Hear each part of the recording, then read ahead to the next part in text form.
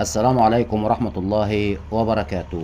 ومن هنا بدأ الهجوم السخيف على مصر كالعادة، ان احنا اتعودنا ان الناس دي ما بتصدق تلاقي اي سبوبة وتهاجم بيها مصر وقيادات مصر. اولا المنطقة اللي قدام حضراتكم دي، خلينا في الطفلة خلود اللي قدامكم دي اللي محبوسة، على اساس ان صعب ان اي حد ينقذها من الموقف اللي هي فيه. وبعد كده هقول لحضراتكم المنطقة دي بتقع في انهي محافظة وايه قصتها بالتحديد.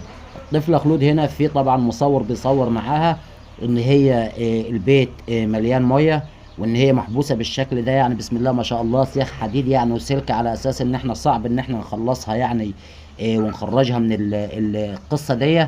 ولكن دول عامة اعلام الاخوان، احنا مرتاحين بيهم. اولا المنظر اللي قدام حضراتكم ده هتشوفوه متداول بشكل كبير على السوشيال ميديا من قنوات الخرفان واعلاميين الخرفان. ولكن يا ساده يا كرام، المكان ده والمقر ده بالتحديد ده طرح النيل تابع لمحافظه المنوفيه. ده غير قابل لاي مباني سكنيه. الحكومه حذرت منه مرارا وتكرارا، ولكن الاهالي اصرت بالبناء. ودي النتيجه. ده اللي بيحصل كل سنة، مش بس عشان فيضان سد النهضة الإثيوبي. سد النهضة الإثيوبي ملوش أي تأثير على المكان ده عشان نكون واقعيين. احنا عرفنا ازاي، ورئيسنا عرف ازاي، وقياداتنا عرفت ازاي، وكل المسؤولين عرفوا ازاي يستقبلوا المياه اللي حصل فيها فيضان من سد النهضة الإثيوبي، وازاي أنشأنا لها بحيرات صناعية واستقبلناها في أماكن آمنة بعيد عن السكان.